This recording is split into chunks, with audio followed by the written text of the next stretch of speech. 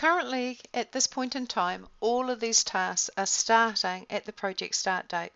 So all of these tasks are starting on Tuesday, the 6th of June, because Monday's a public holiday. That is because what we haven't done is we haven't linked our tasks yet. And so that's the point we're up to now.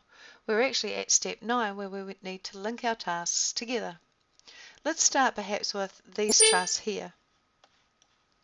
I'm going to highlight these tasks here, and on my task tab in the ribbon, I've got this little button in the schedule group. This little grey chain link will link these tasks, and notice the shortcut key is Control F2. When I click this option, suddenly all the tasks are linked, and you see this on the Gantt. And if I move this particular split over, you'll see that there's some numbers now sitting in the predecessor column. If I was to select this group of tasks again and hit this button to the right, this will actually unlink the tasks, which is Control Shift F2, and it removes the links. The whole idea here is that we've got a task that's 7 days, and all of these tasks are starting on the Tuesday. If I highlight these tasks again, you'll see the predecessor column populate as soon as I click this icon here. Now the idea here is now planning is taking 16 days instead of 7 days. Let me show you again.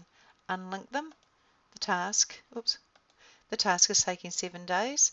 Relink them. And now it's taking 16 days.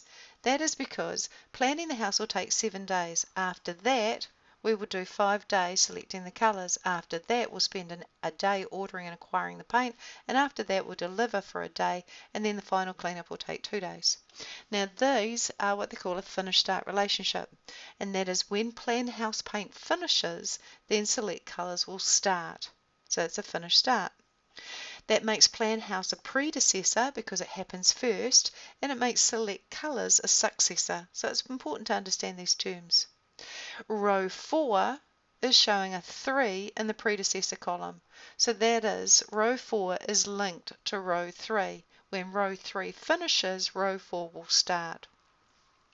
What's sometimes useful, if I just move the split again and right-click Resource Names and Insert Column, is sometimes if I press S, it's nice to see the Successors column, which is the opposite. And that is row 3 is linked to row 4. Row 4 is linked to row 5, row 5 is linked to 6, and row 6 is linked to 7. So some people might choose to work with the successor column. Other people might choose to work with the predecessor column. You have to find what you want to work with. I'm going to right-click Successor, and I'm going to hide that column and just stick with the predecessor column, only because it's the most common. Now when you see a raw number like this, just 3, that also implies a finish-start relationship. I'm now going to link some more tasks. I'm going to highlight these 3 tasks, and I'm going to press Control F2 to link them.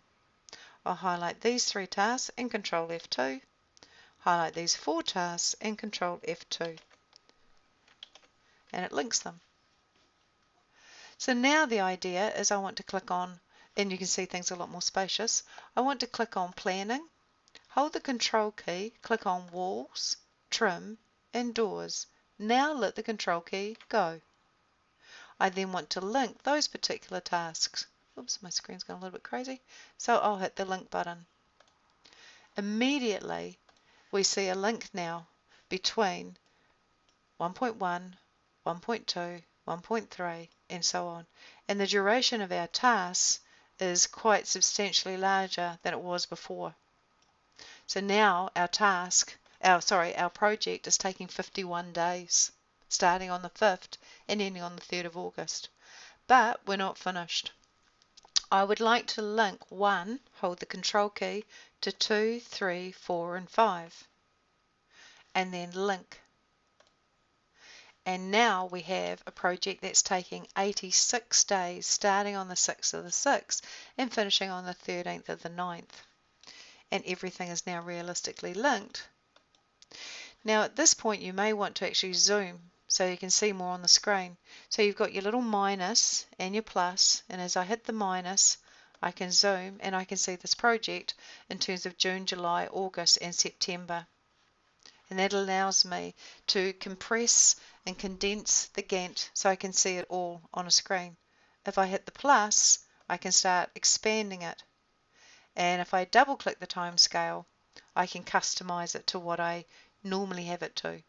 So my top tier I'm going to put back to weeks and label it week 1 from start. My middle tier is weeks and labeled accordingly, and my bottom tier is days, and I want this at 70% and OK. So be aware that you can change the zoom level to clearly see what's going on. Now the other thing is when you start creating links, not only does it become way more spacious and you need to be able to zoom, but also it becomes trickier to see where the bar is that belongs to a task you've clicked on. So this is a button I think you need to add to your quick access toolbar.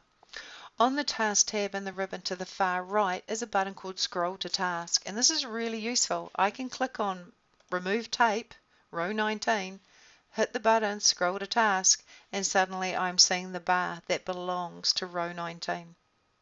If I click on select colors, click scroll to task, suddenly I can see the bar that belongs to scroll to task. So I would right click this button and left click add it to the quick access toolbar.